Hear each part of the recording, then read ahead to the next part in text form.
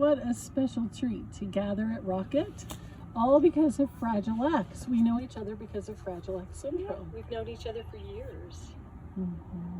And we've made such great connections through Fragile X, right? Well, I met Cindy in Galveston in the third rocket? Yes. Rocket number 3? Rocket number 3. Yeah, and that was 2011. And 10 years later, here we are at this rocket. Yeah.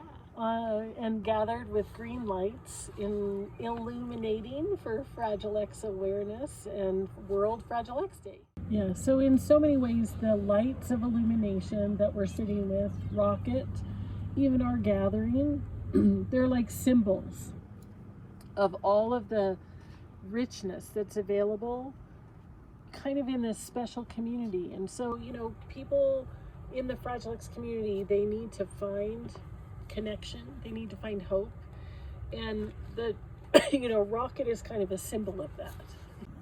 Chris and I, years ago, had to figure out a way to leave the house. I mean, Jake and Joe would have been happy just to stay home, but we had to find a way, you know, to be able to get out and see things. And so we started with an old camper, our first one, and we've progressed to our 4th RV, which is Rocket, and that's just afforded us so many opportunities to connect with families and to hopefully spread hope, you know, to others that might need that message. If you can realize that the boys are what they are with Fragile X and still provide what they need in order to grow and learn and evolve, then you can grow and learn and evolve too. And so I think that's what's symbolic about Rocket. It just shows how far we've evolved and how much it's allowed us to grow around that. And Rocket was a tool. The best way to think about it is a tipping point, and it's kind of based in hope.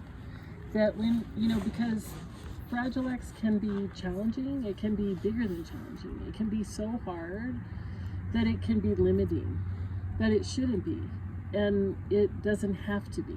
And I think that when you find that tipping point to what's possible, then you find through community, through other people's stories, through tools, through strategies, through connection, all of those are the things that open the possibilities. And once the possibility is open, then the pivot and the tip happen. You know, I think about this illumination of the light. And when I see a family where the light isn't shining, that's when they're struggling.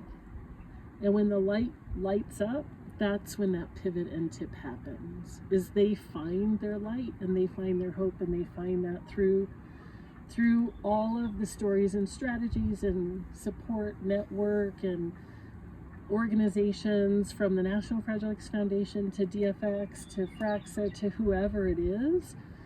It isn't even a formal organization sometimes. It's just relationships and friendships. Or a meeting like this. Or a meeting like this. Yeah, where we've had many. We've camped with other families, and that's been really medicinal. Yeah. Therapeutic. Yeah.